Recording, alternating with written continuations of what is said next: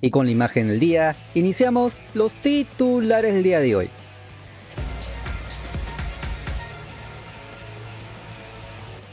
Y en una liga exótica, un peruano subió a primera división. Y es que por la penúltima fecha en la segunda división de Rusia, el Roina Moscú de Jordi Reina le ganó como local por 2-0 al Chelyabinsk. El atacante nacional fue titular y se quedó en el campo de juego hasta los 67 minutos. Su posición sobre el campo era de enganche, justo detrás de los puntas, buscando constantemente asociarse con ellos, pero ojo, porque no fue su noche más brillante en ofensiva. No pudo limitar a sus compañeros dentro del área y para peor, tampoco remató al arco rival. 0 disparos. Eso para un futbolista de su calidad deja un sabor agridulce. Sin embargo, en labores defensivas, el 10 celeste sí que aportó. Se multiplicó en cortes a los atacantes rivales, recuperó un par de balones perdidos y ganó exactamente la mitad de sus duelos individuales. Números que hablan de entrega, aunque con la pelota no haya sido determinante. El partido, hay que decirlo, fue un monólogo del Rodín. El rival apenas pudo inquietar, y los goles llegaron gracias a Iván Timoshenko y Artur Golyan. Con este resultado, el equipo Palomo se trepa a la punta del campeonato por diferencia de goles, acumulando 65 unidades. Y lo más importante, a falta de una jornada para el cierre, ya aseguraron su ascenso matemático a la primera división rusa. Así que los muchachos se le vio festejando porque el Roina jugará la próxima temporada nada menos que en la Premier League rusa. ¿Qué significa esto para Jordi Reina? Que muy seguramente le subirán el sueldo. Es lógico, si ascienden los presupuestos se ajustan al alza. Y quién sabe, tal vez hasta le renueven el contrato que expira en junio de este año, porque tienen la opción de ampliarlo un año más, pero eso sería un baldazo de agua fría para los que soñaban verlo de vuelta a la Liga 1. Así que olvídense las novelas de repatriarlo a Alianza Lima para el torneo clausura. Eso no va a suceder. La magia reina está feliz y contento en territorio euroasiático, engordando la billetera y siendo figura a sus 32 años. Ya no es el chico que dejó a Alianza hace años atrás. Ahora es un veterano que encontró su lugar en el mundo, en el frío de Rusia. Entonces cae una pregunta en el aire. ¿Veremos a Jordi Reina en la selección peruana? Porque como se sabe, el año pasado fue convocado para la fecha doble de noviembre en los partidos que se jugaron en Europa.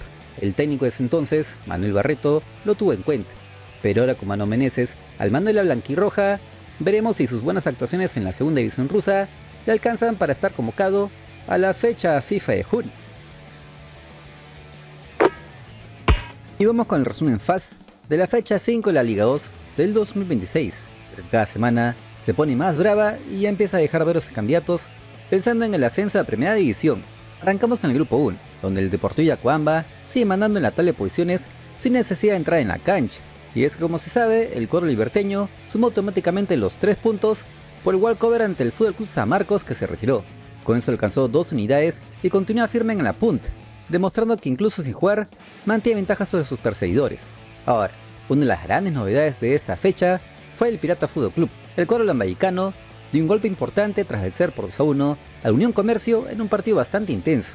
El equipo norteño quiere meterse seriamente en la pelea por el ascenso, porque no solo ganó de visita, sino que además le quitó directamente el segundo lugar a un rival que venía bastante sólido.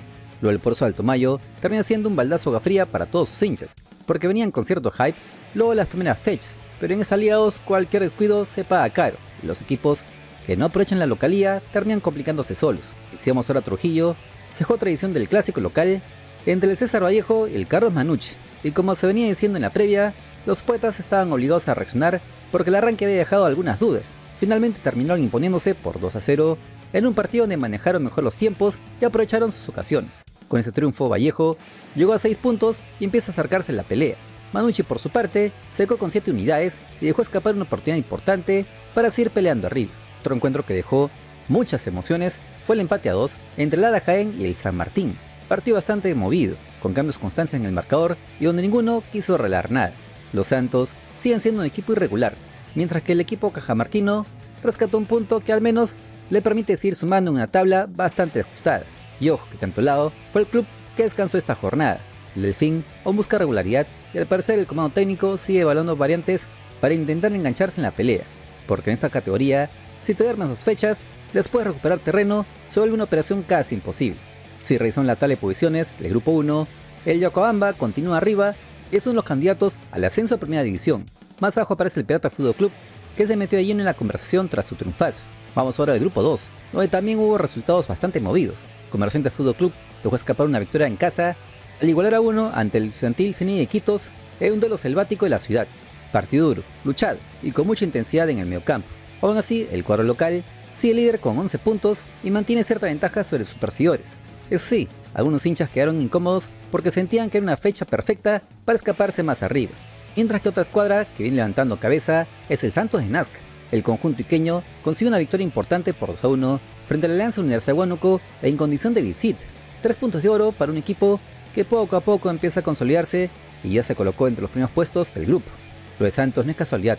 Al parecer, el trabajo del profe empieza a notarse y el equipo muestra una idea mucho más clara respecto a temporadas anteriores.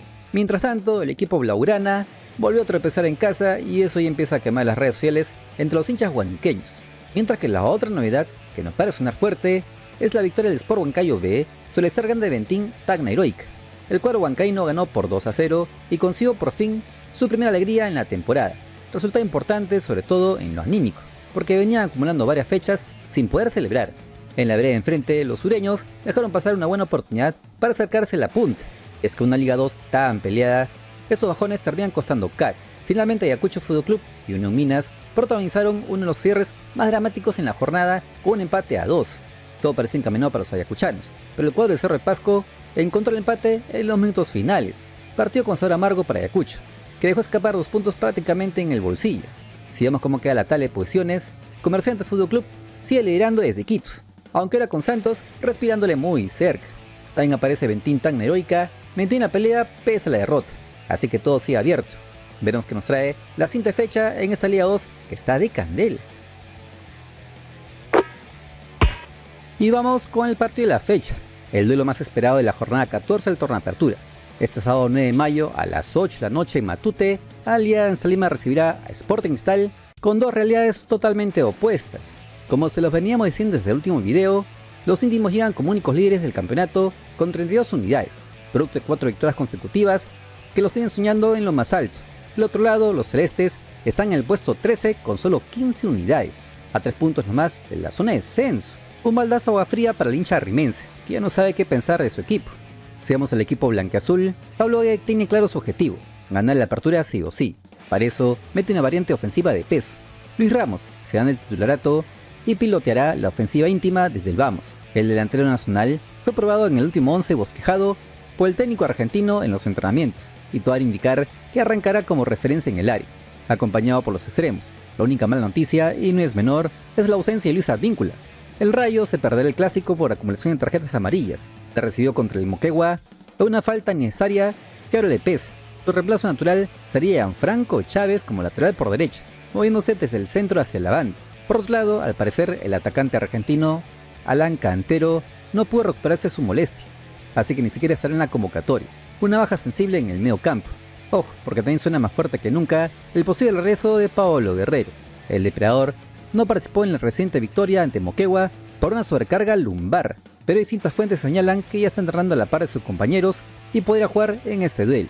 La gente íntima ya está quemando las redes pidiendo que entre en el segundo tiempo, aunque sea para empujar la pelota.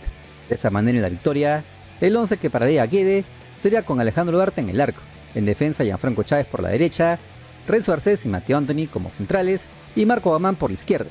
El medio campo Pavés y Gaibor buscando el equilibrio, y más adelantados los extremos Jairo Vélez y Gaspar Gentil, Eric Castillo por el otro lado, junto al mencionado Luis Ramos como punta y lance. Un esquema netamente ofensivo, pensado para romper la defensa celeste, porque si vamos a la vereda enfrente, Sporting Cristal no la pasa nada bien. Están solo 3 puntos por encima del descenso directo, y eso que el torneo recién va por la fecha 14. La presión es enorme para el técnico C. Ricardo y todos sus muchachos. La principal ausencia para ese duelo es Santiago González. El atacante argentino no está al 100% físicamente, y el técnico brasileño ya ha decidido preservarlo para evitar una recaída mayor, pensando sobre todo en el desgaste de la seguida de partidos. Además, los rimenses vienen con una semana durísima. Ganaron 2 partidos en Copa Libertadores, lo cual ya es meritorio, pero lamentablemente no pudieron hacer lo propio ante el Palmeiras y ese golpazo se sintió en el vestuario. Ahora se enfocan en el torneo doméstico para recuperar posiciones, aunque con el rendimiento que muestran, la tarea se ve complicada. El 11 probable que maneja el comando técnico celeste, según lo visto en los últimos entrenamientos, sería con Diego Enríquez en el arco. En defensa, Leandro Sosa, Miguel Araujo, Rafael Utiger y Cristian Silva en la defensa.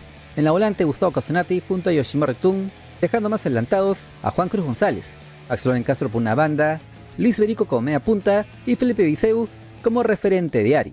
Justamente Viseu es la esperanza rimense, porque viene marcando goles en las últimas fechas. Está enchufado. Eso sí, se rumorea que hacia Ricardo podría meter más variantes por la carga de partidos. Recuerden que el domingo pasado fueron Liga 1 y el martes tuvieron ese partido de Copa Libertadores, así que no sería extraño ver a Tábara siendo titular en lugar de Casonati, o incluso Ibrahim Ávila acompañando a Santana en la delantera.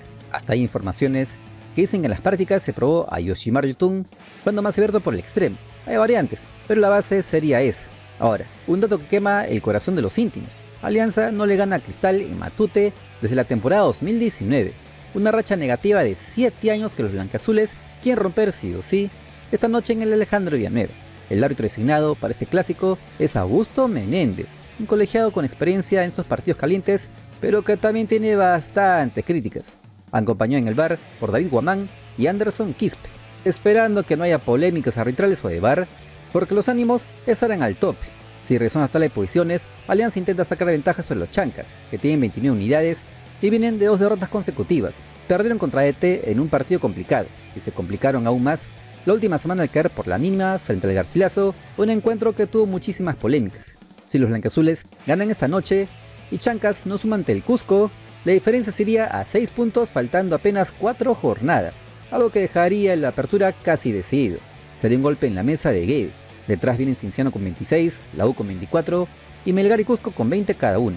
Todos mirando de rojo lo que pasa en la victoria, pensando sobre todo en el acumulado para torneos internacionales del próximo año. Veremos entonces si los íntimos alargan su fiesta y rompen la mala racha ante Cristal, o si los celestes dan el golpe en Matute para salir del pozo y empezar a escalar posiciones. Pero ¿tú qué crees? ¿Quién ganará este neoclásico del fútbol peruano? Ya sabes que puedes dejar tus pronósticos en la parte de abajo. Si este canal te acompaña en tu día, apóyalo con un buen like. Es el aplauso que nos alienta a seguir trabajando y con lo que crecemos en esta dura plataforma. Y lo que acaba de pasar con Oliver Sone tranquilamente podría terminar siendo uno de los episodios más insólitos de toda la temporada europea. Porque cuando parecía que el lateral peruano iba a cerrar una jornada redonda en República Checa, todo terminó convirtiéndose en una novela rarísima que incluso podría borrar oficialmente su gran actuación del Clásico de Praga. Sí, así como lo oyes. Demos contexto. Empezamos diciendo que su Sparta Praga cayó por 3-2 frente al Slavia Praga en una nueva edición del superclásico más caliente de este país eslavo. Un duelo cargado de tensión, pierna fuerte y muchísima presión porque prácticamente se juega el título local. Y aunque el resultado terminó siendo un golpazo para el equipo de nuestros compatriotas, hubo detalles que dejaron bastante tema por analizar. Recordemos que Joao Grimaldo no fue tomado en cuenta para este encuentro porque todo era indicar que no logró recuperarse del problema físico que arrastraba desde el último compromiso, así que el comando técnico prefirió no arriesgarlo en un partido tan bravo. Una pena porque este tipo de clásicos siempre sirven para ganar minutos importantes y levantar hype en el viejo continente, pero quien sí apareció desde el arranque fue Oliver Sone. Y ojo, porque más allá de la derrota, el seleccionado nacional probablemente jugó uno de los mejores partidos desde que llegó al fútbol checo. El danés peruano estuvo muy activo ofensivamente, pasando muchísimo tiempo en el ataque, asociándose constantemente con sus compañeros y jugando prácticamente instalado en campo rival, animándose a pisar el área contraria y buscando remates que tenían objetivo de gol. En defensa también cumplió, metió cierres importantes, recuperó balones y ganó algunos duelos individuales que ayudaron bastante a sostener momentos complicados del partido. Pero lo más llamativo estuvo claramente en la pelota parada. Ahí fue donde Sone realmente destacó y dejó estadísticas que ahora podrían quedar en el limbo por culpa de todo lo que pasó después. Pero vayamos con lo primero. Su primer pase de gol llegó solo a los 22 minutos, cuando el marcador iba empatado a 0. Es una acción que sorprendió a todos, porque Sone tomó la responsabilidad desde el tiro de esquina, cosa que pocas veces vimos en él. Aunque lo importante es que mandó un centro con rosca que terminó encontrando la cabeza de Jan Kutcha para abrir el marcador. Una pelota parada ejecutada con muchísima precisión y que rápidamente comenzó a quemar las redes sociales entre los hinchas nacionales. Pero lejos de conformarse con esto, el lateral volvió a aparecer apenas inició el segundo tiempo, cuando el partido estaba empatado aún. Otra vez pidió la pelota en una acción de balón parado, esta vez de un tiro libre desde el lado izquierdo. Lanzó un centro muy venenoso que terminó conectando a Asger Sorensen para colocar el 2-1 parcial. 2 asistencias en el clásico más importante del país. Nada mal para alguien que muchas veces ha sido criticado por no tener demasiada participación ofensiva. Con este rendimiento, Sone ya acumulaba números bastante interesantes en la temporada checa, porque si sumamos esas 2 habilitaciones, más sus 2 goles en apariciones recientes, tranquilamente se puede decir que viene teniendo una campaña aceptable en territorio checo, quizá no con el ruido mediático de otros peruanos en Europa, pero sí mostrando regularidad y ganándose minutos en un club importante. Lastimosamente para el Sparta y para Sone, el partido terminó escapándose en los minutos finales. Slavia Praga reaccionó, le vuelve al marcador y terminó quedándose con el triunfo por 3-2. Y siendo sinceros, poco pudo hacer el Colorado para evitar los goles rivales. Pero el problema real no fue acá, sino en el escándalo que estaba por venir. Porque cuando el reloj marcaba los 96 minutos, los hinchas de Slavia invadieron el campo de juego pensando que el partido ya había acabado y que su equipo era oficialmente bicampeón de este país. Pero aquí viene el detalle increíble. El árbitro aún no había pitado el final. Faltaban 4 minutos más de tiempo de compensación para jugarse, y aún así cientos de aficionados entraron a la cancha desatando un caos total. Sus reportes que llegan desde República Checa, en medio de toda esa invasión, el portero y el delantero del Sparta Praga habrían sido agredidos, quienes habrían recibido empujones, golpes y hasta quemados por las bengalas. Y claro, ante semejante desorden, el plantel visitante decidió ir directamente a los camerinos y posteriormente resguardarse en su bus. Sin embargo, el partido no había sido cancelado, porque después de varios minutos, la seguridad logró despejar el estadio y los futbolistas de Slavia regresaron al terreno de juego para completar el tiempo restante. Pero los que no lo hicieron fueron los jugadores del Sparta Praga.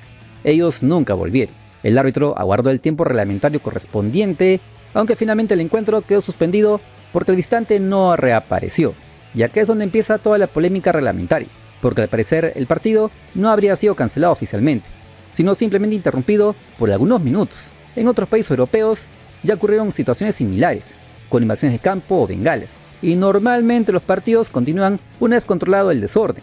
Por eso muchos medios checos aseguran que el Sparta debió regresar sí o sí para completar el tiempo restante. Todo esto podría traer consecuencias fuertes. Se rumorea que la Liga Checa evaluaría darle el triunfo administrativo al Slavia por 3-0 debido al supuesto abandono del rival. Y claro, si eso termina ocurriendo, las 2 asistencias de Oliver Sone desaparecerían oficialmente de las estadísticas del campeonato. Sí, una locura total, un rendimiento espectacular, borrado simplemente por una situación extrafutbolística. Pero eso no sería lo único preocupante. También se habla de posibles sanciones adicionales para el Sparta Praga, algo que podría complicar todavía más el cierre de la temporada del club. Veremos qué decide finalmente hacer la Federación Checa, y si esta historia termina perjudicando a nuestros compatriotas en este club europeo. Por lo que por ahora, toca esperar. Ustedes son lo máximo. Nuestra comunidad logró la meta de suscriptores, por lo que tendremos el sorteo de la camiseta de fútbol en el canal. Atentos porque les traeremos más premios, esta vez una pelota oficial si llegamos a la meta de 134.000 suscriptores, ya que el 51% de usuarios ven mis videos pero no se suscriben. Mejoremos ese número y seguiremos con más sorteos en el canal. Recuerda que hoy es un gran día y si no mañana, te prometo que lo va a hacer. Bendiciones desde el Perú profundo.